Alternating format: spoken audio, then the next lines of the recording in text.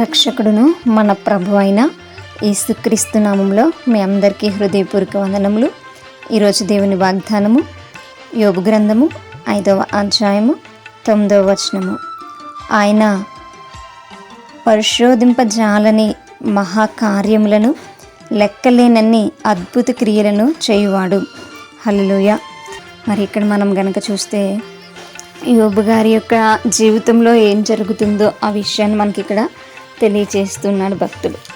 అయితే దేవుడు ప్రతి ఒక్కరి జీవితాల్లో కూడా అనేకమైనటువంటి ఆశ్చర్యక్రియలు మహత్కార్యాలు ఆయన జరిగిస్తూ ఉంటాడు. వాటిని మనము గమనించేటువంటి వారముగా గ్రహించేటువంటి వారముగా ఉండాలి. మరి ఆయనకున్నటువంటి నామమే మరి ఆశ్చర్యకరుడు, అద్భుతకరుడు అని కదా. మరి మన జీవితాల్లో కొన్ని సందర్భాల్లో మనం లో అయిపోతున్నప్పుడు కానీ, లేదు మనం దిగులు పడుతున్నప్పుడు కానీ, లేదు మన అవసరతల్లో ఉన్నప్పుడు కానీ మన దేవుడు మన పక్షాన ఎన్నో అద్భుత ఆశ్చర్యక్రియలనైనా జరిగిస్తూ ఉంటాడు. ఎందుకు దేవుడు అద్భుతాలు ఆశ్చర్యక్రియలు జరిగించాలి అని అంటే, మానవులమైనటువంటి మనము బలహీనంలో ఉన్నప్పుడు మరి అలాంటి ఆశ్చర్యక్రియలు మనల్ని ఏం చేస్తాయి అని అంటే గొప్ప విశ్వాసంలోనికి మనల్ని నడిపిస్తూ ఉంటాయి. మరి నిరీక్షణ కోల్పోకుండా ఉండుటకు మరి అవి ఆధారం అవుతాయి. కాబట్టి ఆయన గొప్ప కార్యాలను చేయడానికి ఇష్టపడుతుంటాడు. మన సామర్థ్యానికి మించినటువంటి కార్యాలు ఆయన మన యొక్క జీవితాల్లో ఆయన జరిగిస్తూ ఉంటాడు.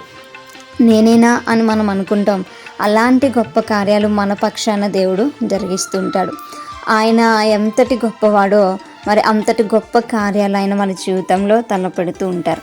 కాబట్టి మనం కృంగిపోకుండా ఆయన వైపు చూచినప్పుడు ఆయన గొప్ప కార్యాలను జరిగిస్తుంటారు. మనం ఆ కార్యాలను బట్టి దేవుణ్ణి ఘనపరిచేటువంటి వారముగా ఉండాలి. మరి ఆయన నామందే రక్షణ ఉంది కనుక మనం ఆ రక్షణని ఎల్లప్పుడూ జ్ఞాపకం చేసుకుంటూ మనం ఉండాలి. మరి ఆయన ఒకటి కాదు, రెండు కాదు, కానీ మన జీవితాల్లో అనేకమైనటువంటి కార్యాలు చేయడానికైనా ఇష్టపడుతున్నటువంటి దేవుడు. మరి అనేకులకు అవి సాక్ష్యంగా కూడా మనం చెప్పుకునేటువంటి రీతిలో దేవుడు మన జీవితంలో చేస్తూ ఉంటారు. కాబట్టి మనం వాటిని మర్చిపోకూడదు. మనం వాటిని జ్ఞాపకం చేసుకుంటూ ఆయనను మహిమపరిచేటువంటి వారముగా ఉండాలి.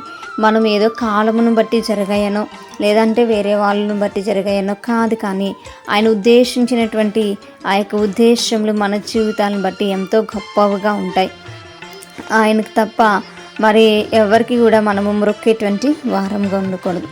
మరి మన జీవితంలో కూడా ఏదైనా శోకం ఉంటే, ఏదైనా సముద్రం ఉంటే, ఏదైనా కన్నీరు ఉంటే వాటిని దేవుడు తొలగించి గొప్ప అద్భుత కార్యములు మన జీవితంలో కూడా ఆయన ఉంచాలని చెప్పి మనం ప్రార్థన చేద్దాం. మరి యోబు జీవితంలో కూడా మరి అప్పటి వరకు ఉన్నటువంటి పరిస్థితి వేరు, మరి ఇప్పుడు ఉంటున్నటువంటి పరిస్థితి వేరు.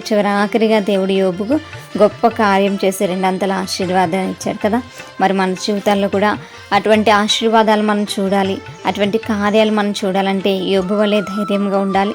యోబు గారి వల్ల విశ్వాసాన్ని కాపాడుకోవాలి, రక్షణను కాపాడుకోవాలి, మన నోటిని మాటని మనం కాపాడుకోవాలి. అటువంటి కృప దేవుడు మనకు అనుగ్రహించును గాక. ప్రార్థించుకుందాం.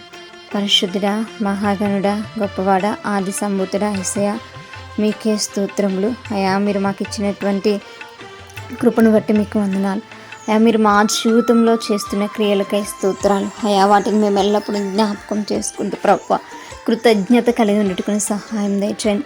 మీపై ఉన్నటువంటి నమ్మకాన్ని ఇంకను, విశ్వాసాన్ని ఇంకను ప్రభువా ఆయన తండ్రి నాయన కాపాడుకునేటువంటి వారముగా ఉండేట్టుకుని సహాయం దయచేయమని, నీ సాక్షులుగా మేము బ్రతుకుట మాకు నేర్పించమని ప్రార్థన దయచేసి మీ పాద సన్నిధి చేర్చుకోమని యేసయ్య అతి పరిశుద్ధ నామములో అతి మిక్కిలి వినయముగా బ్రతిమలాడి వేడుకుని పొంది ఉంచున్నాం మా ప్రియ పరలోకపు మా కన్న తండ్రి.